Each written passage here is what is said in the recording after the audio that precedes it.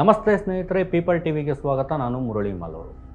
ಈ ಸಾವುಗಳು ಅನ್ನುವಂಥದ್ದು ಯಾವ ರೀತಿ ಸಂಭವಿಸುತ್ತೆ ಅನ್ನೋದು ಯಾರಿಗೂ ಸಹ ಗೊತ್ತಾಗಲ್ಲ. ಮೊನ್ನೆ ಇನ್ನೂ ನಮ್ಮ ಕಣ್ಣು ಮುಂದೆನೇ ಇರುವಂಥ ಘಟನೆ ಯಾವುದಪ್ಪ ಅಂದರೆ RCB ಅನ್ನುವಂಥ ಒಂದು ಟೀಮ್ IPL ಗೆದ್ದಂಥ ಒಂದು ಸಂದರ್ಭದಲ್ಲಿ ನಡೀತಲ್ಲ ಕಾಲ್ ತುಳಿತ, ಆ ಒಂದು ದುರ್ಘಟನೆ.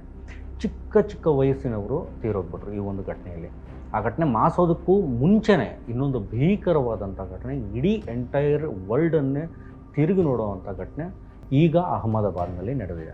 ಒಂದಷ್ಟು ವಿಚಾರಗಳನ್ನು ಅನಲೈಸ್ ಮಾಡಿ ಈ ಒಂದು ಘಟನೆ ಬಗ್ಗೆ ಈ ಕ್ಷಣಕ್ಕೆ ಒಂದಷ್ಟು ಮಾಹಿತಿಗಳನ್ನು ನಾವು ಗೆಸ್ ಮಾಡ್ಬೋದು. ಬಟ್ ಪೂರ್ತಿ ವಿಚಾರ ಗೊತ್ತಾಗೋದು ಏನಿದ್ರು ತನಿಖೆ ಆದಮೇಲೆ.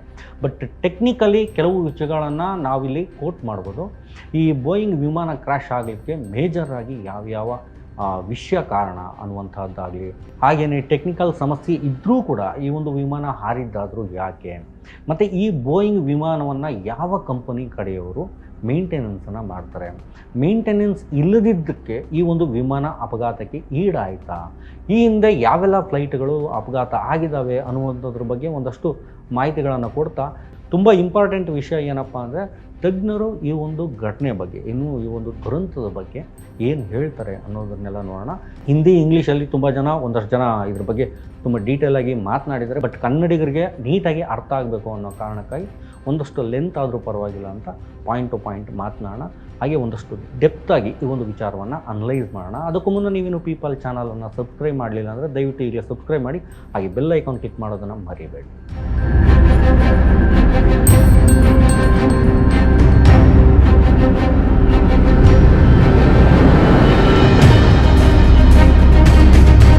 ಸ್ನೇಹಿತರೆ, ಅಹಮದಾಬಾದ್ನಿಂದ ಲಂಡನ್ನ ಗ್ಯಾಟ್ವಿಕ್ ಕಡೆಗೆ ಹೊರಟಿದ್ದಂತಹ ಒಂದು ಏರ್ ಇಂಡಿಯಾ ವಿಮಾನ AI-171 ಅನ್ನುವಂತಹ ವಿಮಾನ ಜಸ್ಟ್ ಟೇಕ್ ಆಫ್ ಆಗಿದ್ದು, ಟೇಕ್ ಆಫ್ ಆದಮೇಲೆ ಕೇವಲ ಒಂದೇ ಒಂದು ನಿಮಿಷದ ಒಳಗಡೆ ಕ್ರ್ಯಾಶ್ ಆಗಿ ಒಬ್ಬ ವ್ಯಕ್ತಿ ಮಾತ್ರ ಬದುಕುಳಿದ. ಅದು ಸಹ ಆತನ ಸಮಯ ಪ್ರಜ್ಞೆ ಅಂತ ಹೇಳ್ಬೋದು. ಆ ಒಬ್ಬ ವ್ಯಕ್ತಿಯನ್ನು ಬಿಟ್ಟು ಉಳಿದೆಲ್ಲರೂ ಸಹ ದುರಂತವಾಗಿ ಸಾವನ್ನಪ್ಪಿದ್ರು. ಜಸ್ಟ್ ಆ ವಿಡಿಯೋವನ್ನು ಒಂದು ಸರಿ ನೋಡ್ಕೊಂಡು ಬನ್ನಿ, ಮತ್ತು ನೀಟಾಗಿ ಈ ಒಂದು ವಿಡಿಯೋವನ್ನು ಗಮನಿಸಿ, ಅದರ ಬಗ್ಗೆ ಒಂದಷ್ಟು ಮಾತನಾಡೋಣ.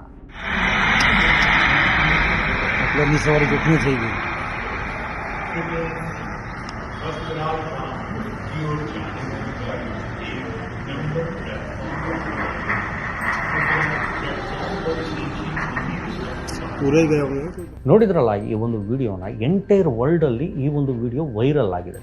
ಈ ಹಿಂದೆ ಇದೇ ರೀತಿ ಒಂದು ವಿಷಯ ವೈರಲ್ ಆಗಿತ್ತು. ಮಲೇಷ್ಯಾ ಏರ್ಲೈನ್ಸ್ನ MH370 ಅನ್ನುವಂತಹ ವಿಮಾನ ನಾಪತ್ತೆ ಆಗಿತ್ತು. ನಿಮಗೆಲ್ರಿಗೂ ಗೊತ್ತೇ ಇದೆ ಅದರ ಬಗ್ಗೆ. ಇದರಲ್ಲಿ 5 ಜನ ಇಂಡಿಯನ್ಸ್ ಸಹ ಇದ್ದರು ಆ ಒಂದು ವಿಮಾನದಲ್ಲಿ. ಬಟ್ ಕಮ್ಯುನಿಕೇಷನ್ಗೆ ಸಿಗದೆ ಈ ಒಂದು ವಿಮಾನ ಕಳೆದೋಯಿತು. ಸುಮಾರು 239 ಜನರನ್ನು ಹೊತ್ತೊಯ್ದಂಥ ವಿಮಾನ ಕಡೆಗೂ ಯಾರಿಗೂ ಸಿಗಲೇ ಇಲ್ಲ. ಆ ಒಂದು ಘಟನೆ ತುಂಬಾ ವೈರಲ್ ಆಗಿತ್ತು, ತುಂಬ ಆತಂಕ ಕೂಡ ಜನರಲ್ಲಿ ಮೂಡಿಸಿತ್ತು. ಬಟ್ ಈಗ ಆಗಿದ್ದಂತಹ ಘಟನೆ ಏನು, ಈಗ ಆಗಿರುವಂತಹ ಘಟನೆ ಈ ರೀತಿಯಾದಂಥದ್ದಲ್ಲ. ಭಯಂಕರವಾಗಿ ಬ್ಲಾಸ್ಟ್ ಆಗಿದ್ದನ್ನು ಜನ ಕಣ್ಣಾರೆ ನೋಡಿದ್ದಾರೆ. ಆ ವಿಡಿಯೋ ನೋಡ್ತಿದ್ರೆ ಕೈ ನಡುಗುತ್ತೆ. ಆ ರೇಂಜ್ಗೆ ಆ ಒಂದು ಫ್ಲೇಮ್ ಅನ್ನೋದು ಕಾಣುತ್ತೆ. ತುಂಬ ದೊಡ್ಡ ಮಟ್ಟದಲ್ಲಿ ಬ್ಲಾಸ್ಟ್ ಆಗಿರುವಂಥದ್ದು ಈ ಒಂದು ಘಟನೆ. 1 ಲೀಟರ್ ಪೆಟ್ರೋಲ್ಗೆ ನೀವೇನಾದರೂ ಬೆಂಕಿ ಹಚ್ಚಿದ್ರೆ ಅದರ ವ್ಯಾಪ್ತಿ ಇದೆಯಲ್ಲ, ಅದನ್ನು ಅಂದಾಜು ಮಾಡೋದು ಕಷ್ಟ. ಅಂಥದ್ರಲ್ಲಿ ಸುಮಾರು 1 ಲಕ್ಷ ಲೀಟರ್ಗೂ ಹೆಚ್ಚಿನ ಇಂಧನ ಇದ್ದ ಅಂತಹ ಒಂದು ಫ್ಲೈಟ್ ಕ್ರ್ಯಾಶ್ ಆಗೋದು ಅಂತಂದರೆ ತಮಾಷೆ ವಿಷಯ ಅಲ್ಲವೇ ಅಲ್ಲ. ನೀವು ವಿಡಿಯೋ ನೋಡಿ ಎಷ್ಟರ ಮಟ್ಟಿಗೆ ಅದು ತನ್ನ ಬೆಂಕಿಯನ್ನು ಹೊತ್ಕೊಂಡಿದೆ ಅನ್ನೋದು ಗೊತ್ತಾಗುತ್ತೆ. ಅದರಿಂದ ಆಚೆಗೆ ಬಂದ ಹೊಗೆ ಹೆಚ್ಚು ಕಡಿಮೆ ಒಂದು ರೀತಿ ದೊಡ್ಡ ಮೋಡ್ಗಳನ್ನೇ ಹುಟ್ಟಾಗ್ತು ಅಂತಲೇ ಹೇಳಬೇಕು. ಈ ಫ್ಲೈಟಲ್ಲಿ 230 ಜನ ಪ್ಯಾಸೆಂಜರ್ಸ್ ಇದ್ದರು, 12 ಜನ ಕ್ರೀವ್ ಮೆಂಬರ್ಸ್ ಅಂದರೆ ಸಿಬ್ಬಂದಿ ಅದರೊಳಗಡೆ ಇದ್ದಂಥವ್ರು. ಇಷ್ಟು ಜನರಲ್ಲಿ 169 ಜನ ಇಂಡಿಯನ್ಸ್ ಭಾರತೀಯರು, 53 ಜನ ಬ್ರಿಟಿಷರು, ಮತ್ತು 7 ಜನ ಪೋರ್ಚುಗೀಸರು, ಮತ್ತು ಒಬ್ಬರು ಕೆನಡಾ ಪ್ರಜೆ. ಇದರಲ್ಲಿ ಗುಜರಾತ್ನ ಮಾಜಿ CM ಆಗಿದ್ದಂಥ ವಿಜಯ್ ರೂಪಾನಿ ಸಹ ಇದ್ದರು. ವಿಜಯ್ ರೂಪಾನಿಯವರು 2016ರಿಂದ 2021 ತನಕ ಗುಜರಾತ್ನ CM ಆಗಿದ್ದರು. ಇದೇ 2021 ಏಪ್ರಿಲಲ್ಲಿ ಗುಜರಾತ್ನ ಹೈಕೋರ್ಟ್ ಈ ಕರೋನಾ ಟೈಮಲ್ಲಿ ವಿಜಯ್ ರೂಪಾನಿ ಕೆಲಸ ಮಾಡಿದ್ದು ಅಷ್ಟೊಂದು ಸ್ಯಾಟಿಸ್ಫ್ಯಾಕ್ಟರಿ ಆಗಿಲ್ಲ ಅಂತ ಹೇಳಿದಾಗ BJP ಇವರನ್ನು ಕೆಳಗಡೆ ಇಳಿಸಿತ್ತು. ಈಗ ಲಂಡನ್ಗೆ ಇದೇ ಬೋಯಿಂಗ್ ವಿಮಾನ ಆಗಿರತಕ್ಕಂಥ AI-171ನಲ್ಲಿ ಇವರು ಕೂಡ ಹೊರಟಿದ್ರು. ಸೊ ಅವರ ವಿಡಿಯೋಸ್, ಫೋಟೋಸ್ ಮತ್ತು ಅವರ ಟಿಕೆಟ್ ಸಹ ಈ ಕಡೆ ಸೋಷಿಯಲ್ ಮೀಡಿಯಾದಲ್ಲಿ ತುಂಬಾ ವೈರಲ್ ಆಗ್ತಿದೆ. ಗುಜರಾತ್ ಬಗ್ಗೆ ಹೇಳೋದಾದರೆ ಫ್ಲೈಟ್ ಕ್ರ್ಯಾಶಲ್ಲಿ ಮೃತರಾದವರು ಪೊಲಿಟಿಷಿಯನ್ಗಳಲ್ಲಿ ಹೇಳೋದಾದರೆ ಇವರು 2ನೇವರು. 1965ರಲ್ಲಿ ಇಂಡಿಯಾ ಪಾಕ್ ಯುದ್ಧ ಆಗುವಂಥ ಟೈಮಲ್ಲಿ ಇಂಡಿಯಾದ ಫ್ಲೈಟ್ ಮೇಲೆ ಪಾಕಿಸ್ತಾನದವರು ದಾಳಿ ಮಾಡಿದಾಗ ಇದೇ ಗುಜರಾತ್ನ ಮಾಜಿ CM ಬಲವಂತ್ ರಾಯ್ ಮೆಹ್ತಾ ಅವರು ಸಾವಾಗಿದ್ದರು. ಅವ್ರ ಜೊತೆ ಅವ್ರ ಹೆಂಡತಿಯೂ ಸಹ ಒಂದು ದಾಳಿಯಲ್ಲಿ ಕೊನೆಯ ಹೆಸರನ್ನು ಬಿಟ್ಟಿದ್ದರು. ಈಗ ಆಗಿರುವಂತಹ ಫ್ಲೈಟ್ ಕ್ರ್ಯಾಶಲ್ಲಿ ಫ್ಲೈಟ್ ಒಳಗಿದ್ದವರು ಮಾತ್ರ ಸತ್ತಿದ್ದಲ್ಲ, ಅದರ ಜೊತೆಗೆ ಇದು ಸಿಟಿ ಒಳಗಡೆ ಏನು ಇರುವಂತಹ BJ ಮೆಡಿಕಲ್ ಕಾಲೇಜಿನ ಹಾಸ್ಟೆಲ್ ಮೇಲೆ ಬಿದ್ದಿದ್ದರಿಂದ ಅಲ್ಲೂ ಸಹ ಸಾವು ನೋವುಗಳು ಆಗಿದ್ದಾವೆ. ಹಾಸ್ಟೆಲ್ ಇರೋದು ಅಹಮದಾಬಾದ್ನ ಮೇಘನಿ ನಗರ್ ಅನ್ನುವಂಥ ಒಂದು ಏರಿಯಾದಲ್ಲಿ. ಇಲ್ಲಿ ಹತ್ತಿದ ತಕ್ಷಣ ಫ್ಲೈಟ್ ಹಾರಿದ ತಕ್ಷಣವೇ ಇಮ್ಮಿಡಿಯೇಟಾಗಿ ಅಲ್ಲಿ ಲ್ಯಾಂಡ್ ಆಗಿತ್ತು. ನೀವು ಒಂದಷ್ಟು ವಿಜುವಲ್ಗಳನ್ನು ನೋಡಿರ್ಬೋದು. ಆ ಹಾಸ್ಟೆಲ್ ಒಳಗೆ ಇದ್ದಂತಹ ಸ್ಟೂಡೆಂಟ್ಸು ಊಟಕ್ಕೆ ಅಂತ ಕೂತಿದ್ದ ಪ್ಲೇಟ್ಸ್ ಕೂಡ ಅಲ್ಲೇ ನಿಮಗೆ ಕಾಣುತ್ತೆ.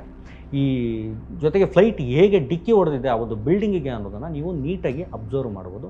ಅಷ್ಟರ ಮಟ್ಟಿಗೆ ಈ ಒಂದು ಎಫೆಕ್ಟ್ ಆಗಿರುವಂಥದ್ದು ಈ ಒಂದು ಫ್ಲೈಟ್ನಿಂದ ಅಂತ ಹೇಳ್ಬೋದು.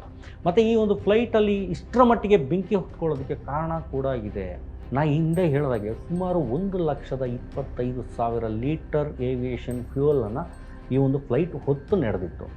ಇಷ್ಟು ಯಾಕೆ ಫಿಲ್ ಮಾಡಿದರು ಅಂತಂದರೆ, ಅಹಮದಾಬಾದ್ನಿಂದ ಗ್ವಾಟಿಕ್ ಏರ್ಪೋರ್ಟ್ಗೆ ಅಂದರೆ ಲಂಡನ್ಗೆ ಸರಿಸುಮಾರು 9 ಗಂಟೆಯ ಜರ್ನಿ. ಅಹಮದಾಬಾದ್ನಿಂದ ಗ್ವಾಟಿಕ್ ಏರ್ಪೋರ್ಟ್ಗೆ ಸುಮಾರು 6,849 ಕಿಲೋಮೀಟರ್ ದೂರ ಇದೆ. ಸೊ ಇಷ್ಟು ದೂರ ಜರ್ನಿ ಮಾಡಬೇಕಾಗಿತ್ತು. ಸೊ ಹಾಗಾಗಿ ಫುಲ್ ಟ್ಯಾಂಕ್ ಮಾಡಿಕೊಂಡು ಈ ಒಂದು ವಿಮಾನ ಟೇಕ್ ಆಫ್ ಆಯಿತು. ಈ ಒಂದು ಬೋಯಿಂಗ್ 747 ಫ್ಲೈಟ್ ಮೈಲೇಜ್ ಎಷ್ಟು ಕೊಡುತ್ತೆ ಅಂತಂದರೆ 1 ಕಿಲೋಮೀಟರ್ ಗಾಳಿಯಲ್ಲಿ ಜರ್ನಿ ಮಾಡೋದಕ್ಕೆ ಸುಮಾರು 12 ಲೀಟರ್ನಷ್ಟು ಪೆಟ್ರೋಲನ್ನು ಬಳಸುತ್ತೆ.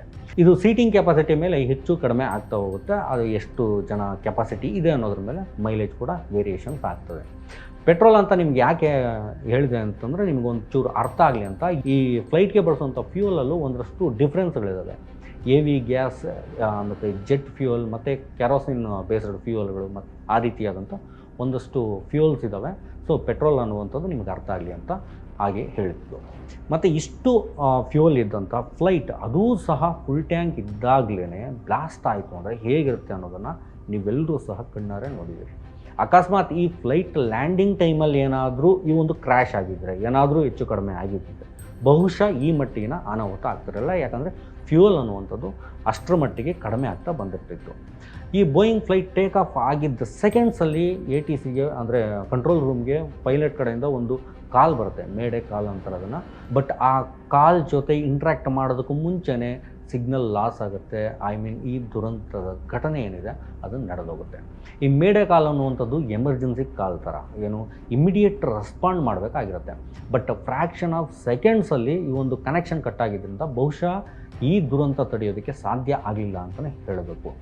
ಮತ್ತು ಸದ್ಯಕ್ಕೆ ಇಡೀ ವರ್ಲ್ಡಲ್ಲಿ ಈ ಒಂದು ಬೋಯಿಂಗ್ 787 ಫ್ಲೈಟ್ ಏನಿದ್ದಾವೆ ಸರಿಸುಮಾರು 390 ಫ್ಲೈಟ್ಸ್ ಈಗ ಸರ್ವೀಸಿಂಗಲ್ಲಿ ಇದ್ದಾವೆ. ಫಾರ್ ದ ಫಸ್ಟ್ ಟೈಮ್ ಈ ಒಂದು ಬೋಯಿಂಗ್ ವಿಮಾನ ಅನ್ನುವಂಥದ್ದು ಈ ಮಟ್ಟಿಗೆ ಫೇಲ್ಯೂರ್ ಆಗಿರುವಂಥದ್ದು. ಮತ್ತು 12 ವರ್ಷದ ವಿಮಾನ ಏನಿದೆ ಇದು ಆಗಿತ್ತು, ಯಾವುದು ಈಗ ಕ್ರ್ಯಾಶಲ್ಲಿ ಹೋಗಿರುವಂಥದ್ದು.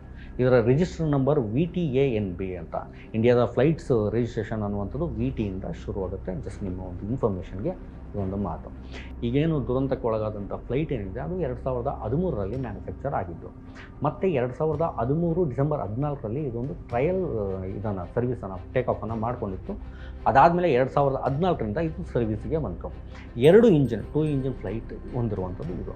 ಮತ್ತು GNX 1B64 ಅನ್ನುವಂಥ ಇಂಜಿನನ್ನು ಈ ಒಂದು ಫ್ಲೈಟ್ಗೆ ಫಿಟ್ ಮಾಡಿರ್ತಾರೆ. ಮತ್ತು ಈ ವೇರಿಯಂಟ್ ಫ್ಲೈಟ್ಸ್ ಬಗ್ಗೆ ಒಂದಷ್ಟು ಕಂಪ್ಲೇಂಟ್ಸ್ ಆಯಿತು. ಮತ್ತು ಅದನ್ನೆಲ್ಲ ರೆಡಿ ಆದಮೇಲೆ ಮತ್ತೆ ಅದು ಹಾರಾಟವನ್ನು ಶುರು ಮಾಡಿತು ಅಂತ ಹೇಳ್ಬೋದು. ಈ ಇನ್ಸಿಡೆಂಟ್ ಏನು ನಡೆದಿದೆ, ಫಸ್ಟ್ ಎಲ್ಲರ ಯೋಚನೆ ಬರುವಂಥದ್ದು ಈ ಪೈಲಟ್ಸ್ ಬಗ್ಗೆ. ಇದರಲ್ಲಿ ಇದ್ದಂತಹ 2 ಪೈಲಟ್ಸ್ ಬಗ್ಗೆ ನೋಡೋದಾದರೆ, ಸುಮಿತ್ ಸಬರ್ವಾಲ್ ಅನ್ನುವಂಥ ಈ ಪೈಲಟ್ನ ಕ್ಯಾಪ್ಟನ್ ಆಗಿದ್ದಂಥವರು.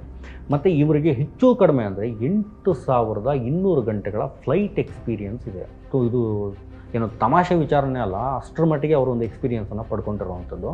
ಇನ್ನು ಫ್ಲೈಟ್ ಆಫೀಸರ್ ಆದಂತಹ ಕ್ಲೈವ್ ಕುಂದರ್ ಅವರಿಗೆ ಸುಮಾರು 1,100 ಗಂಟೆಗಳಷ್ಟು ಎಕ್ಸ್ಪೀರಿಯನ್ಸ್ ಇದೆ. ಪೈಲಟ್ಗಳ ಎಕ್ಸ್ಪೀರಿಯನ್ಸನ್ನು ಗಂಟೆಗಳಲ್ಲಿ ಲೆಕ್ಕ ಹಾಕ್ತಾರೆ. ಎಷ್ಟು ಗಂಟೆ ಇವರು ಫ್ಲೈಟನ್ನು ಹಾರಾಡಿಸಿದ್ದಾರೆ ಅನ್ನೋದ್ರ ಮೇಲೆ ಇವರೊಂದು ಎಕ್ಸ್ಪೀರಿಯನ್ಸ್ ಅನ್ನೋದು ಇರುತ್ತೆ. ಇಷ್ಟು ಎಕ್ಸ್ಪೀರಿಯನ್ಸ್ ಇದ್ದರೂ ಕೂಡ ಜಸ್ಟ್ ಒಂದೇ ಒಂದು ನಿಮಿಷ ಗಾಳಿ ಇಳಿದ ಕಾರಣ ಇವರ ಮೇಡೆ ಕಾಲ್ ಮಾಡಿದ ತಕ್ಷಣ ಫ್ಲೈಟ್ ನೆಲಕ್ಕೆ ಬಿತ್ತು. ಸೊ ಮೇಡೆ ಕಾಲ್ ಜೊತೆಗೆ ಇಂಟ್ರಾಕ್ಷನ್ ನಡೆದಿಲ್ಲ ಅನ್ನೋದು ಇಲ್ಲಿಗೆ ಖಾತ್ರಿ ಆಯಿತು. ಸೊ ಈಗ ಇಲ್ಲಿಂದ ಇನ್ವೆಸ್ಟಿಗೇಷನ್ ಅನ್ನುವಂಥದ್ದು ಶುರುವಾಗುತ್ತೆ.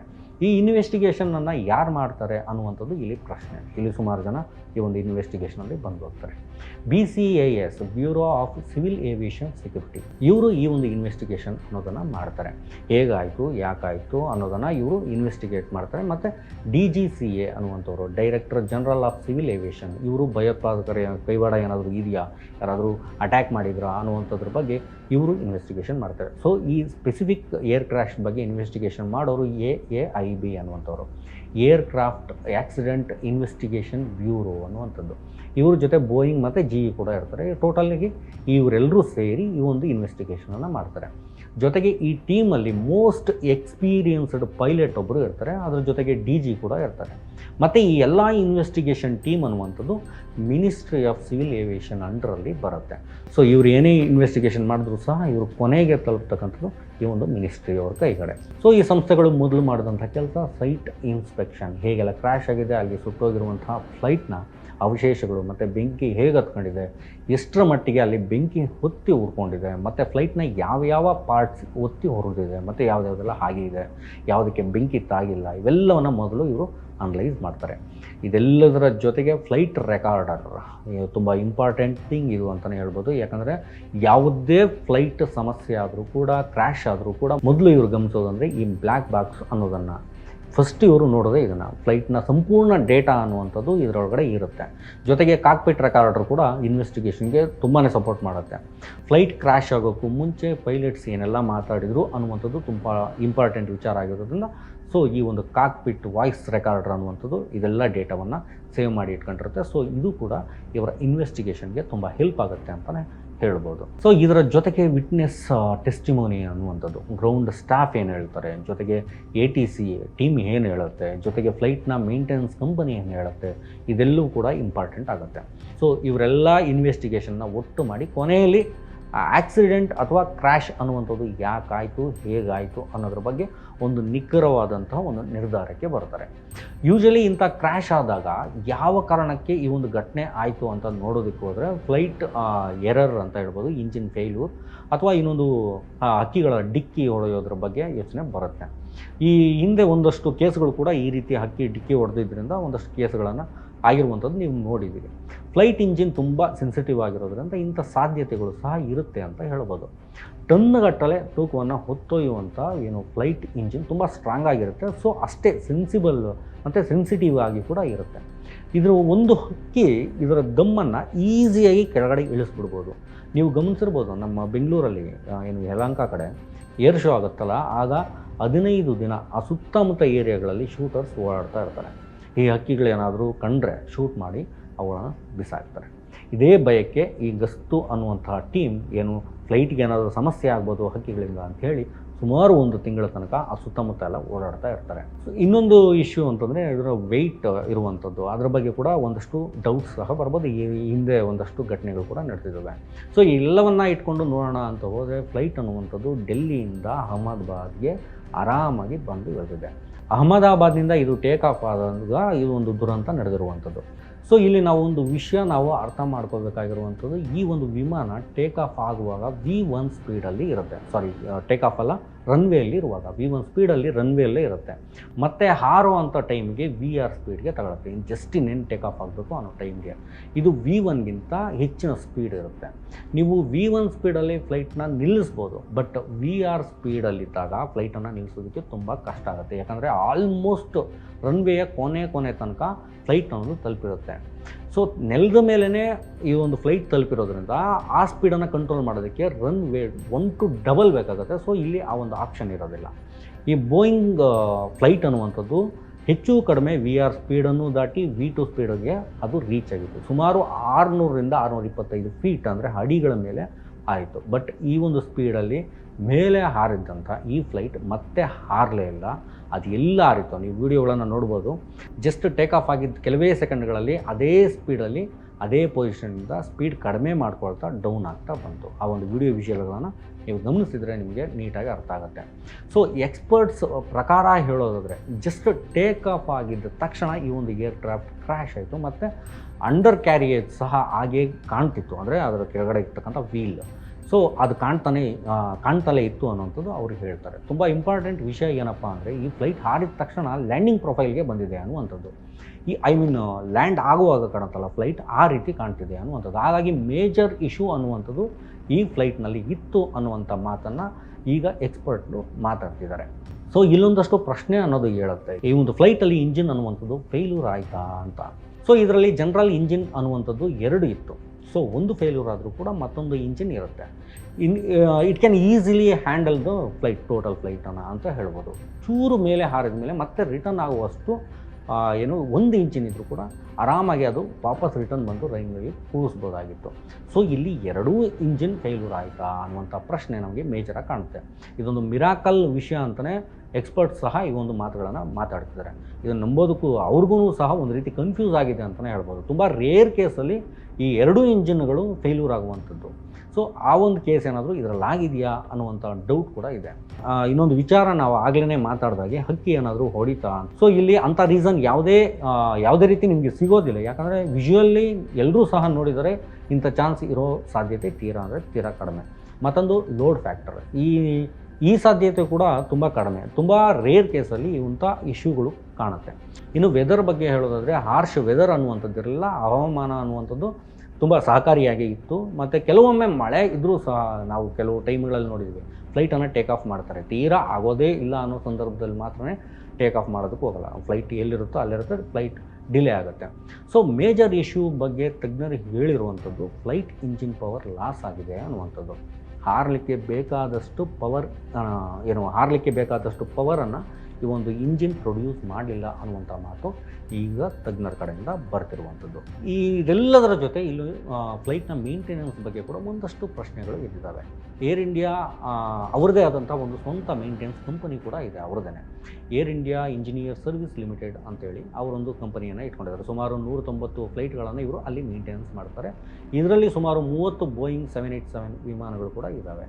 ಇದರಲ್ಲಿ ಇನ್ನೊಂದು ವಿಚಾರ ಏನಪ್ಪ ಅಂದರೆ, ಟರ್ಕಿಶ್ ಟೆಕ್ನಿಕ್ ಅನ್ನುವಂತಹ ಟರ್ಕಿ ದೇಶದ ಮೇಂಟೆನೆನ್ಸ್ ಕಂಪನಿ ಜೊತೆ ಕೂಡ ಇವರು ಏರ್ ಇಂಡಿಯಾದವರು ಟೈ ಅಪ್ ಮಾಡ್ಕೊಂಡಿದ್ದಾರೆ, ಕಾಂಟ್ರಾಕ್ಟ್ ಮಾಡ್ಕೊಂಡಿದ್ದಾರೆ. ಇದೇ ಪಹಲ್ಗಾಮ್ ಘಟನೆ ಆದಾಗ ಇದೇ ಟರ್ಕಿಶ್ ದೇಶ ಪಾಕ್ ಪರ ನಿಂತಿತ್ತು. ಇಂಥವರ ಕಂಪನಿ ಜೊತೆ ಏರ್ ಇಂಡಿಯಾ ಮೇಂಟೆನೆನ್ಸ್ ಕಾಂಟ್ರಾಕ್ಟ್ ಮಾಡಿಕೊಂಡಿದೆ ಅನ್ನುವಂಥದ್ದು ಈಗ ಎಲ್ಲ ಕಡೆ ಹರಿದಾಡ್ತಿರುವಂಥದ್ದು. ಮತ್ತು ಇತ್ತೀಚೆಗೆ ಏರ್ ಇಂಡಿಯಾದ CEO ಕ್ಯಾಂಪಬೆಲ್ ವಿಲ್ಸನ್ ಅವರು ಈ ಒಂದು ಟೈ ಅಪ್ಪನ್ನು, ಕಾಂಟ್ರಾಕ್ಟನ್ನು ಚೇಂಜ್ ಮಾಡೋದಾಗಿ ಕೂಡ ಮಾತನಾಡಿದರು. ಒಟ್ಟಾರೆ ಈ ಘಟನೆ ಬಗ್ಗೆ ನಿಖರವಾದ ಮಾಹಿತಿ ಬರುತ್ತೆ ಮುಂದೆ. ಇಲ್ಲಿ ತನಕ ಸ್ವಲ್ಪ ಕಾಯಬೇಕಾಗುತ್ತೆ. ಸೊ ಈ ದುರಂತದಲ್ಲಿ ಬಾಳಿ ಬದುಕಬೇಕಾಗಿದ್ದಂತಹ ಜೀವಗಳು ತಮ್ಮ ಜೀವನವನ್ನು ಅರ್ಧಕ್ಕೆ ನಿಲ್ಲಿಸಿದ್ರು. ಅವರೆಲ್ಲರಿಗೂ ಸಹ ಪೀಪಲ್ ಮೀಡಿಯಾ ಕಡೆಯಿಂದ ಭಾವಪೂರ್ಣ ನಮನಗಳನ್ನು ಅರ್ಪಿಸ್ತೇವೆ. Thanks for watching. ವಿಡಿಯೋ ಇಷ್ಟ ಆಗಿರೋ ಲೈಕ್ ಮಾಡಿ, ಹಾಗೆ ಶೇರ್ ಮಾಡಿ, ಹಾಗೆ ಸಬ್ಸ್ಕ್ರೈಬ್ ಮಾಡೋದನ್ನು ಮರಿಬೇಡಿ.